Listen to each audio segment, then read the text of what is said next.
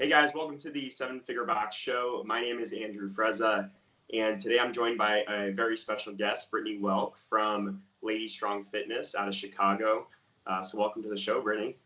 Thank you. Thanks for having me. This has honestly been something I've been wanting to be on your podcast for so long. So I'm super excited to get to connect with you and just kind of talk shop and see what we can teach your listeners today. So thanks for having me. Definitely.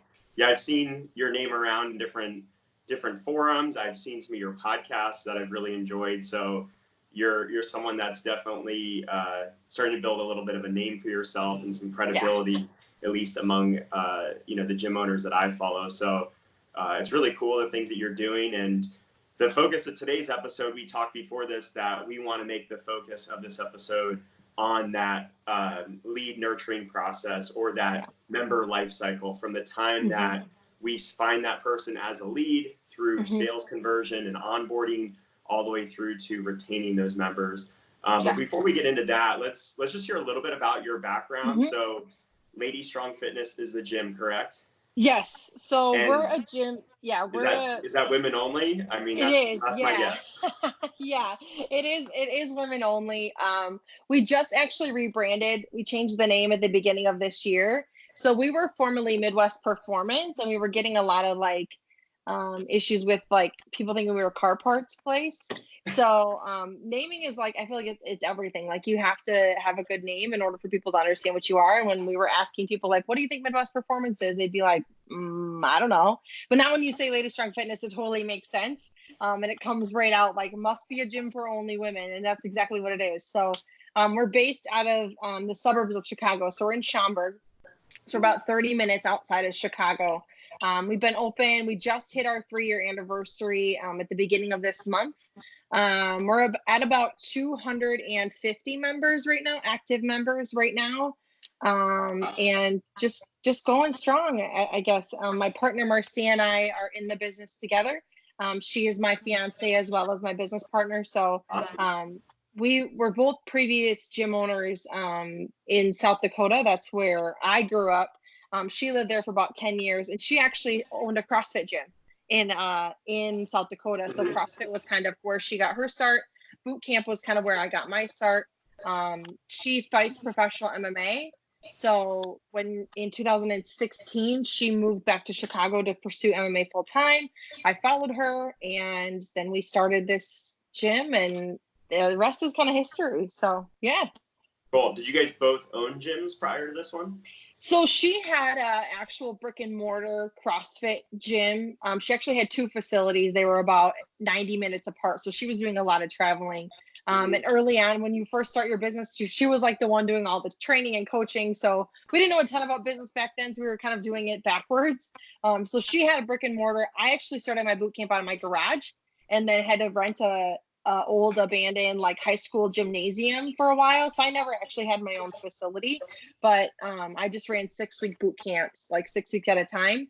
She started doing that and then opened her CrossFit gym in 2013, 14, somewhere in there, and ran that for 2 or 3 years, just in a small town in South Dakota. So yeah. That's awesome. So do you feel like you kind of owned a gym prior to opening this gym, right? Is that kind of how you felt? Do you think that streamlined and expedited your success? Do you think you would have gotten to where you are 3 years in?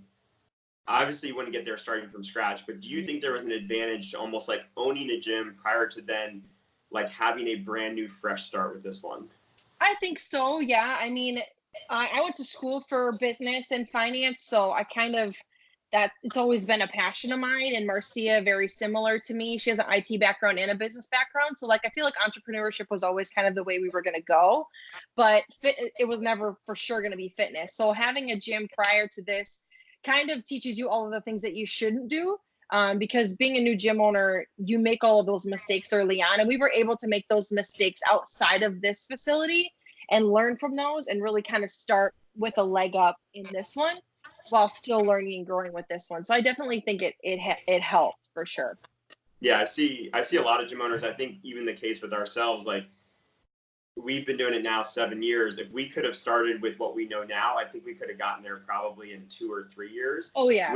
With less headache actually. And I think a lot of times the mistakes are good. We never want to have to think about avoiding mistakes completely, but I think there's an advantage to starting on the right foot. And it sounds like you guys have done that. I would agree. I think it's important to, because you think about it, and it kind of gets hard too, because when you start something and then leave it and then start it again, you feel like you've been doing it forever. But in the grand scheme of things, we've really only been doing this for 3 years, even though we've had, several years of experience in owning a gym.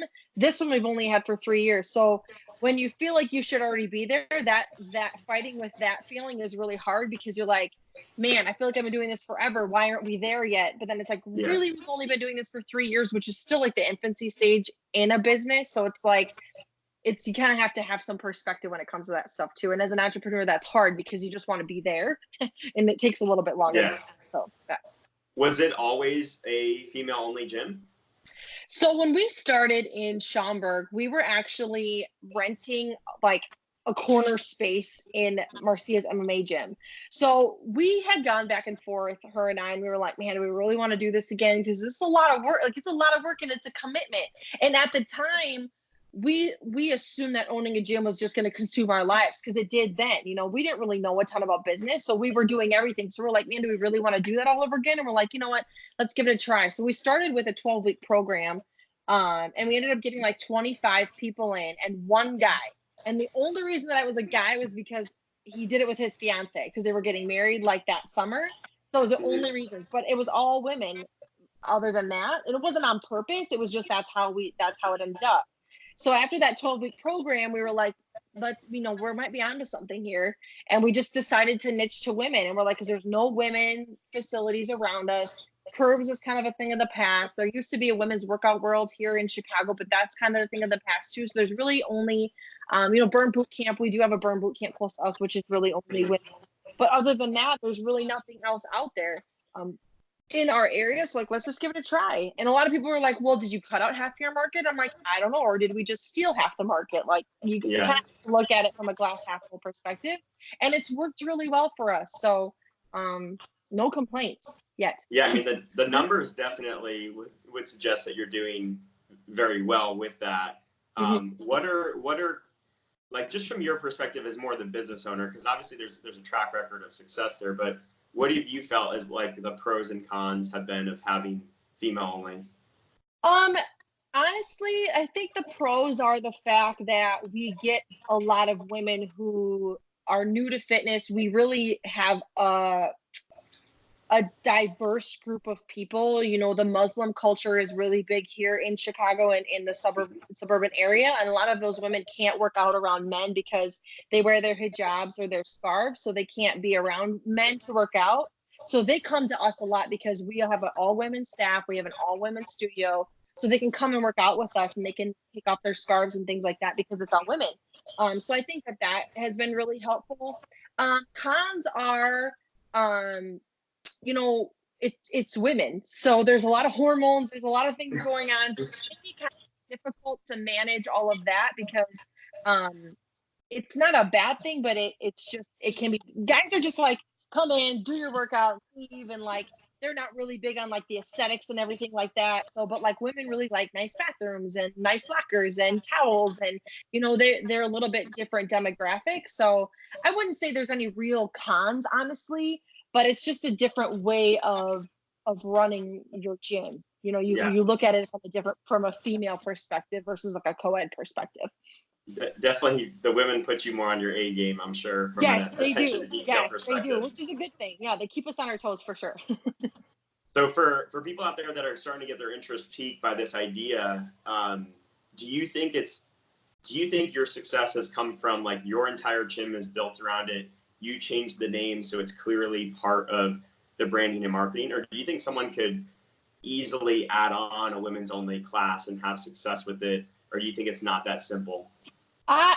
I think you could do it, but I don't think it's that simple, because I think that, for us, when we have these women coming in, they're really coming in from a perspective of they don't really like to be around a bunch of other men. They don't like to be around a bunch of other like super fit people. Like our demographic is a very different demographic.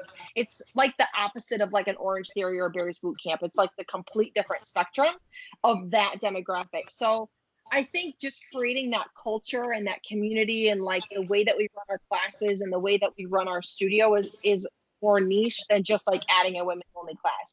I definitely think that if you just wanted to add a women only class, like you could definitely be successful with it. But for us, there's way more behind the scenes that we do from a female perspective than just like running a female only gym. Yeah, I kind of see it as like similar to like the way a lot of CrossFit gyms now are trying to do boot camp programs, and some are just kind of slapping it on there and just they're hearing interest in it, so they think that there's a need for it, but they haven't really fully committed to it and given its own identity, which I think is really the key. And it sounds like there's even a lot more to it with a ladies only program that you have to go deeper with. Yeah, and I think that you can add any class. Like if I wanted to add a Zumba class to my studio, I could, or I could add, a CrossFit style class to my studio, I could.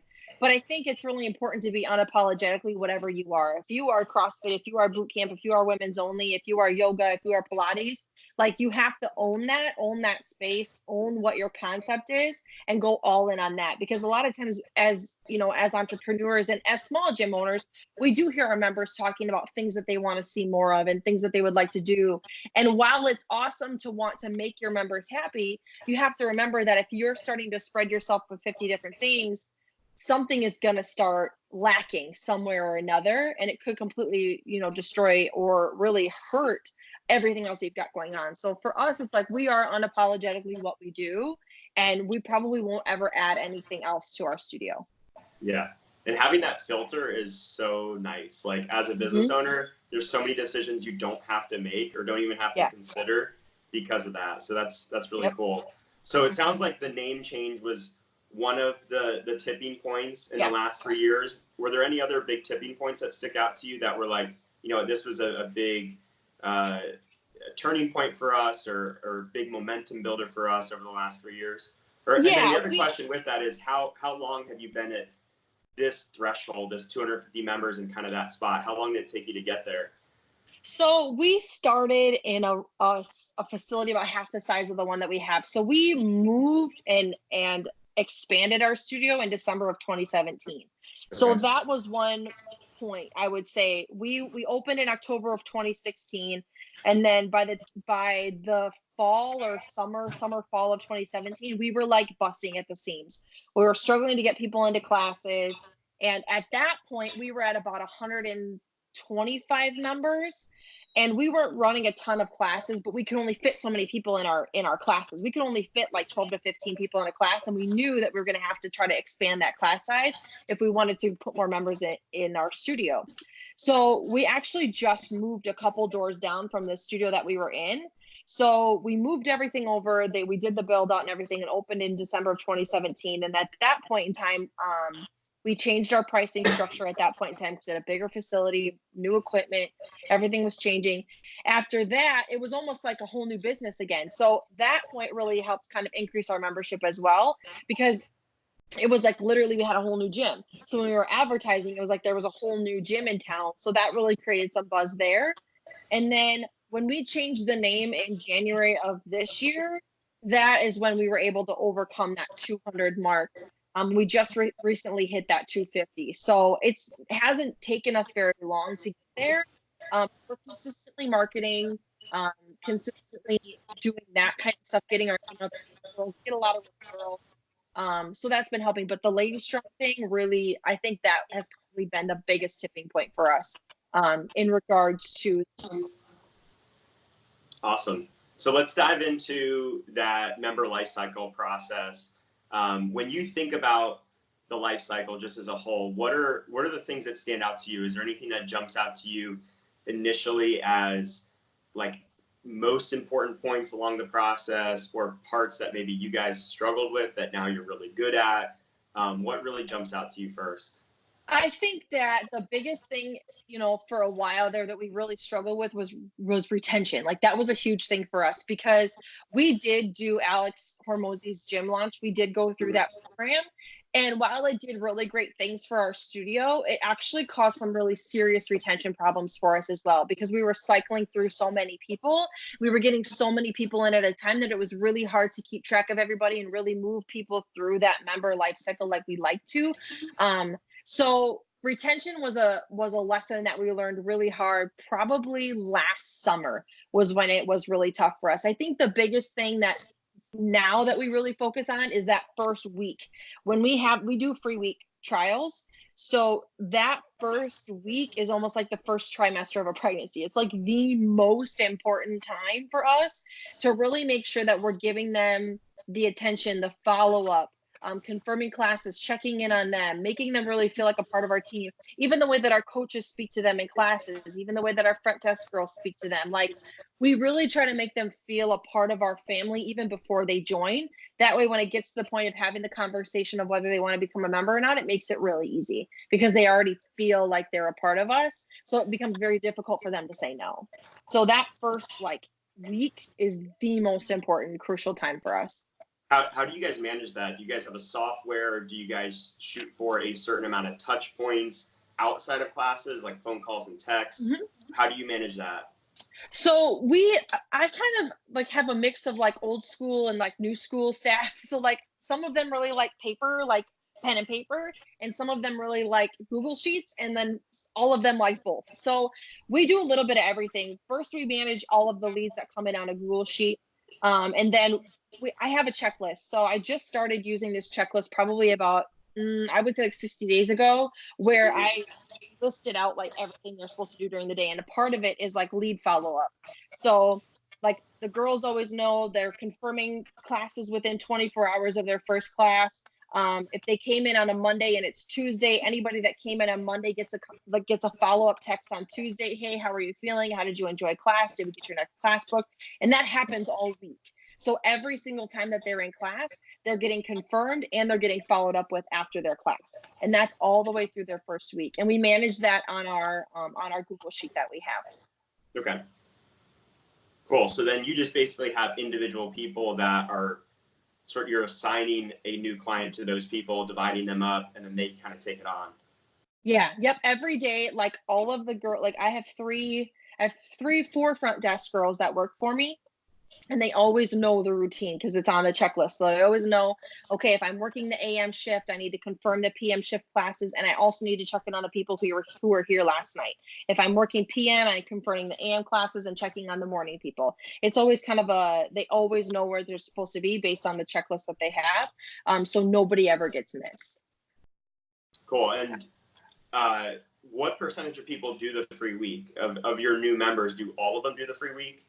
Yeah, pretty much everybody comes in on a free week with us. It's the offer that has done the best since we've run free week ads consistently for at least the last year. This last in October we did a 3 for 300 special for our birthday, so we do 3 months of unlimited classes for 300. We got Mm-hmm. quite a few people in off of that, but normally it's just our free week. We get about 5 to 7 leads a day off of our Facebook marketing, and our book rate is really high. We're above like 70% of people who book. We're about 75 to 80% of the people show. And our close rate of the people that show up is around like 35, 37%, somewhere in there. So our book and show rates are always really good. And I believe it's because of the process that we have for confirming classes and following up with people, because we never let them forget. And I'm a huge advocate of like, if they have to reschedule a class, we tentatively book their class. We don't just let them say, oh, I need to call you back. Right. No, my girls know like, hey, let's just get you into a class. If that one doesn't work, you just let us know, but at least we have them booked. Then that way we know where they're not getting missed either.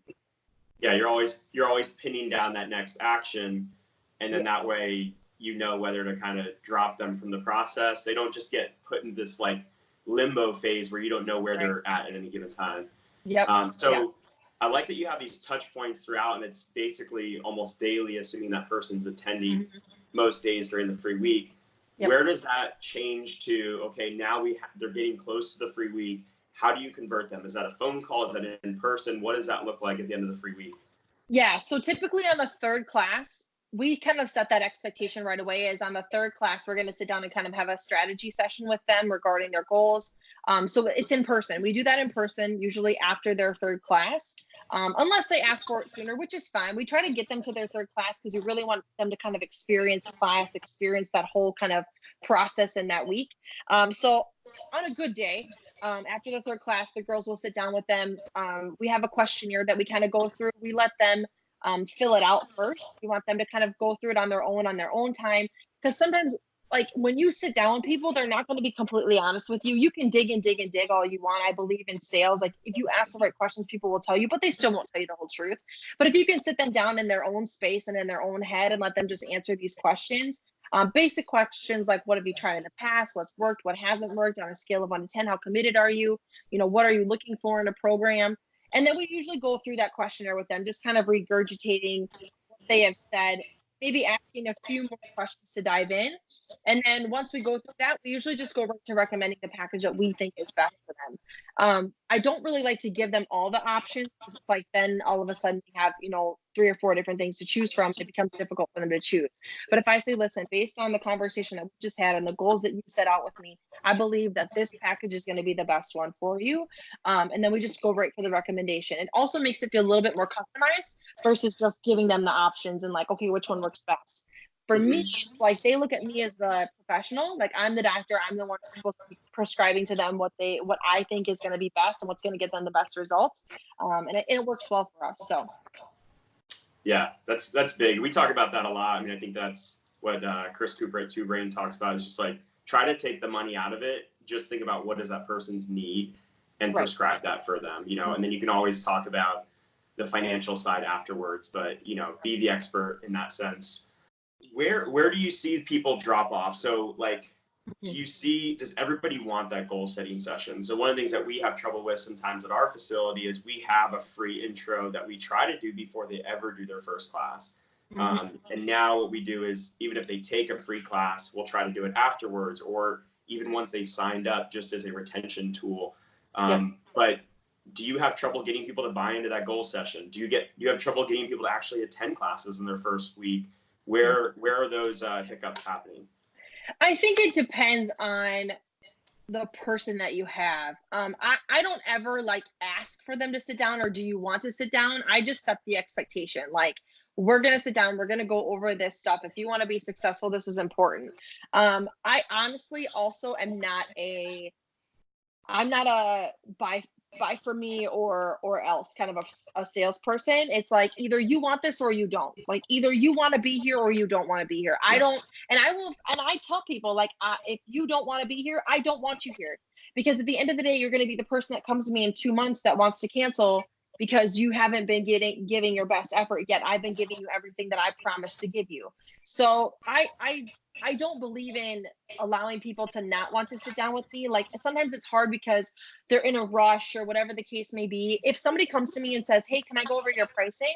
I'll say, do you have, 20 to 30 minutes to sit down with me? Well, no. Okay. But maybe at your next class, do you think you'd be able to give me 20 or 30 minutes after class to sit down? Oh yeah. Okay. So next class, we're going to sit down. We're going to chat about all this stuff.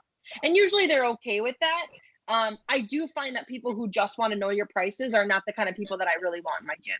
And that's just a personal thing for me because the way that we work our concept is this doesn't happen in 30 days or 60 days or 90 days. Like we really teach a lifestyle transformation from like mentally, emotionally, physically, everything, the whole gamut. And for our women and for the concept that we run, that's always the direction I go. And if you're really not here to transform your life, then I don't really want you here. And maybe that's why we haven't grown as fast as maybe some other people because we are kind of picky about that. But I also believe that that's why my retention is beyond 18 months too. I have some members that have been with us for over 3 years. So I don't know if maybe that has something to do with it, but people will drop off if they just don't want it bad enough. I learned a long time ago during my PT cert that you have 3 kinds of people that come to your gym. You have the people who know they need to work out and are willing to do it and are willing to do whatever it takes to get it done. You have those people that know they should probably work out and are kind of in, kind of out, and they'll show up maybe a couple times a week, but not that often, but they'll stay. Then you have those people who are nervous, they're scared, they do know that they need to work out, but they're just not ready to do it, but they're going to come in and at least just give it a try. And I believe that you have to kind of figure out where those people are, and you can read people. Usually you can read people in that first week. Even after their first class, you'll know, like, yeah, this person's probably going to be a good person, or this person's not going to be such a good person. But I'm a firm believer, you can lead a horse to water, but you can't make him drink. But you have to kind of read your leads as they come in to kind of know if they're going to be a good fit or if they're not going to be a good fit. Yeah, I think you're spot on. I mean, I think that's probably part of the failure you saw long-term with something like Gym Launch, was that such a big part of retention is having a great class experience, and your class experience relies on the people that are already in it. And if you have these people that are wishy-washy or really aren't there for the full experience, then that takes away from the people that, are more of your ideal clients. So I think you're right with that. And I also think with holding people accountable to something like that goals conversation, you have the ability to maybe change their perception early on before it gets too late. So that person that is on the fence but has really bad just mindset around working out or training, or just has never developed the right habits to get going, you're starting to reframe those things. Like, how serious are you really if you can't find 15 or 20 minutes to sit down with me? Right. Yep. And those are the people that you end up finding out that have had like 10 gym memberships and they've never stuck to one thing. And that's just, and it stinks because you're the one that's getting the short end of the stick because of the stigma around all of the other experiences that they've had in the past. They just assume that this one's going to be the same. So for those people, it takes a little bit of extra work on our part to kind of coach them and mold them to understand that what you're offering is not a quick fix. This is something that we're trying to get you into understand, like a lifestyle change from nutrition habits to mindset habits to exercise habits. All of those things have to come in line. And I think that that's sometimes what a lot of fitness facilities are missing is like, you can have great classes, but if you don't have a nutrition program or an accountability program to help your members, their retention is going to be like this much. But if you can have some kind of an accountability, whether you do challenges or seminars or clinics, and you have some kind of a nutrition program that you're running with your members, or you're doing nutrition seminars once a quarter, and you also have great classes, your retention is going to be so much higher because you're giving people a 360-degree experience, not just, piece of it. It's everything. Definitely. Yeah. So let's talk about the lead generation process. You said you're getting about 5 to 7 leads a week through Facebook. Yeah. Do you have different types of ads running? Do you just run an ad for the free week? What does that look like?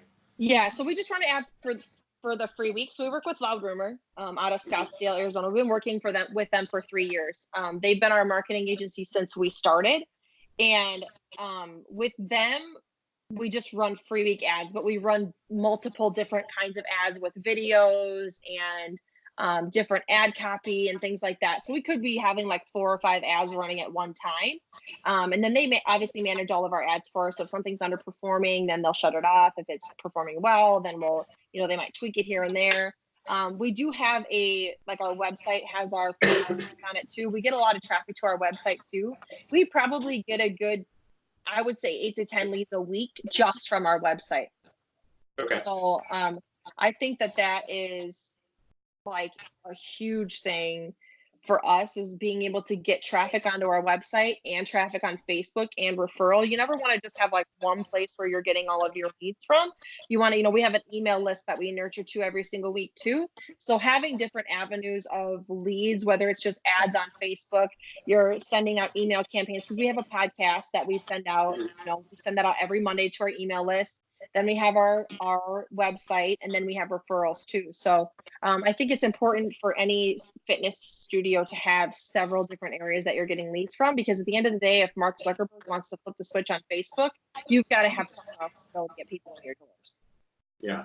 So I want to kind of get into the details of that. Like, when someone sees the ad, are they hitting book now directly in the ad, and you're getting that information there? They go into a landing page, and then what's the next steps from your end to reach out to them?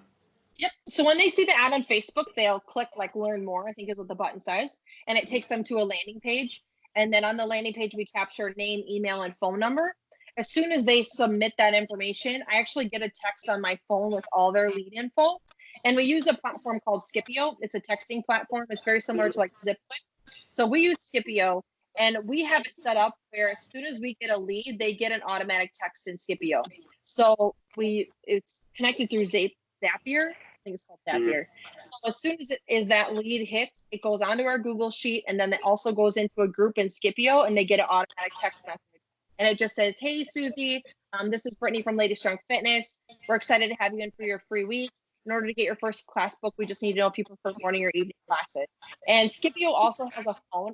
So like I check if I get a lead and it's in the middle of the day when I'm not staffed, I'll get on my Scipio app and I'll go through the process, because the money is in the follow-up. You hear that all the time. I believe it's like if you get to a lead after 5 minutes of getting their information, I want to say it's like a 500% like drop off rate for those people that actually book their class. It's like an astronomical number of how bad they drop off from actually being able to book them into a class. So that automatic text really helps the speed of getting to those leads.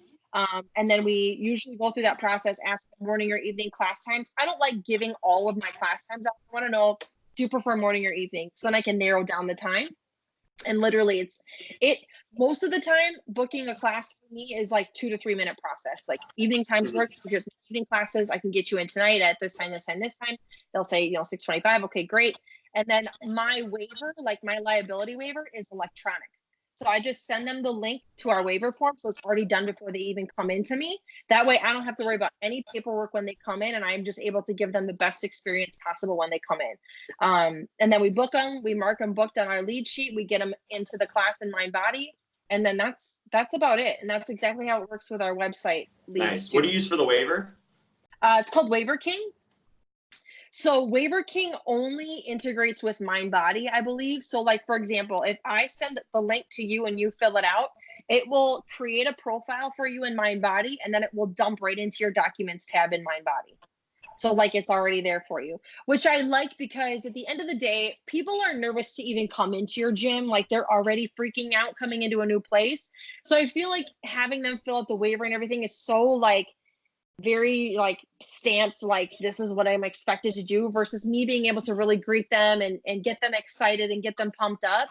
So I take the waiver form out of it completely before they even come. So that way when they come in, I can show them the lockers, get them a towel, get them excited, introduce them to their coach. It just becomes a very more vibrant experience than just like, okay, I got to fill out the paperwork and this and that. Like this just gets kind of mundane, and it kind of brings the energy level down, and I want them to be excited.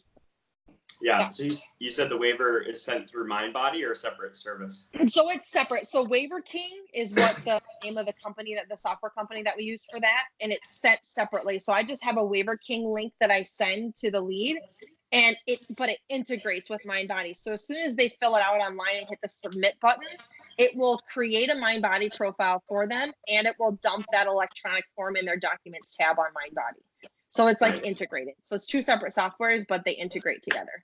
Mm-hmm. Nice. It's awesome. I love, kind of taking a quick step back, I love that question of, do you prefer AM or PM classes? It seems like such a disarming question. Like it's something that I think, people expect that they're going to be thrown right into a sales process, or they're expecting to like talk about pricing. A lot of them have that in their mind. And it's such a quick way to direct them right to like a very simple question, but you still haven't yet asked them like, what time do you want to do your free class? Even though it's kind of like insinuating that. So I really like that question. Was that something from Loud Rumor? Is that part of their process? Have you tried other questions? No, I have never tried any. It's the question it's how I've always approached my leads since day one.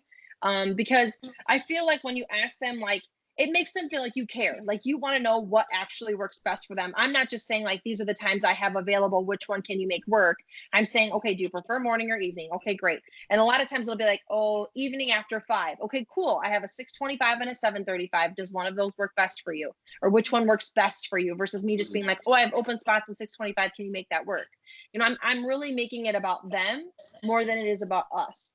I don't want them to ever feel like I'm trying to, tell them how they're supposed to come in for their free week. I really want them to like have the reins on the whole experience and have something that feels good for them right off the bat. Cool. And then with Scipio, you say the first text automated. which you don't necessarily see that. You just see that they filled out the form, correct? You get Yep. that notification. So Yep. you're sort of waiting for their response to that automated text, which that then Yes. comes to your phone though, if they respond. Yeah. Yep. So if they respond, Scipio has a phone app, and then I just get a notification right on my phone when they respond. And then if they don't respond, I'm literally following up with them like 10 minutes later. If I don't hear from them, I'm going to ask them, hey, hey, Sally, did morning or evening work better for you? And a lot of times then they'll reply because it's like they either forgot about it or they didn't read it, or they saw it and then they didn't read it. Oh yeah, that's right. I got to respond to these people. So I'm very adamant about how fast and how much I follow up with people. We do twice a day for the first 2 weeks. So for the first 14 days that I get a lead, we are twice a day. We're either texting in the morning and calling at night, or calling in the morning and texting at night, until somebody tells me that they're not interested or they're booked. After the 14 days, then it's once a day, and they get on an email list, and then they get nurtured that way. But the first 14 days of a lead, it's twice a day. Yeah, because they've filled out the free week form. So you can be very proactive about, hey, this is someone that wants to do that free class. Right. I'm all about, like, you gave me your name and your phone number, so I'm going to call you until you tell me to stop calling you, because you asked me to call you. You asked me to contact you. Like, you asked me for a reason, And my studio manager, Ashley, gets really creative sometimes with people. Like later on, she sent a text one time, like something about, remember when you said that, or remember when you clicked on our ad and you were really excited about coming in and trying our classes? Like, remember that feeling that you had when you clicked on that ad? And something to remind them, like, you clicked on our ad for a reason. You were in a space, or you saw something, or you felt a certain way, and you wanted to come in. Like, you got to remember that feeling to get them in. Because a lot of people get scared. Like, they click on it and they're like, okay, never mind, I don't really want to do this. And you have to remind them, like, yeah, you do want to do this. This is something you clearly want to do. So we get creative, but I think it's important in it. And I think that plays towards our women only thing too, because we can be a little bit more creative with women, and we can get them a little bit more excited. Because I feel like men are just kind of like, man, I'm going to come in or I'm not going to come in. And ladies like to be hyped. They like to be cared for. They like to be nurtured. They like to know that you actually give a crap about them. And we make sure that we do that. Cool. I think we'll wrap up there. I think that was a lot. And I love the details you shared about your process. And I'd love to continue this conversation, both on the show and off the show in the future. Absolutely. So thanks for making the time, Brittany. It's been a pleasure having you on the show. This is fun. Yeah, I appreciate anything you want to add, or anything you want to finish with on your end, or where people can follow you if they want to see more about you in the gym? Yeah, you guys can find me on Instagram at Britt Welk. Our gym is LadyStrong Fitness on Facebook. On Instagram, it's LadyStrong_Fitness. I'll be speaking on a panel at the Boutique Fitness Summit in Chicago next Friday, November 1st. And then I'll also be at the Rise Fitness Business Conference in Dallas, November 8th through the 10th. So I'll be there then too. So if you haven't been to an event this year, those are two really great ones to come and network with some really awesome people. So yeah. Awesome. Thanks, Brittany. We'll talk to you soon. Thank you.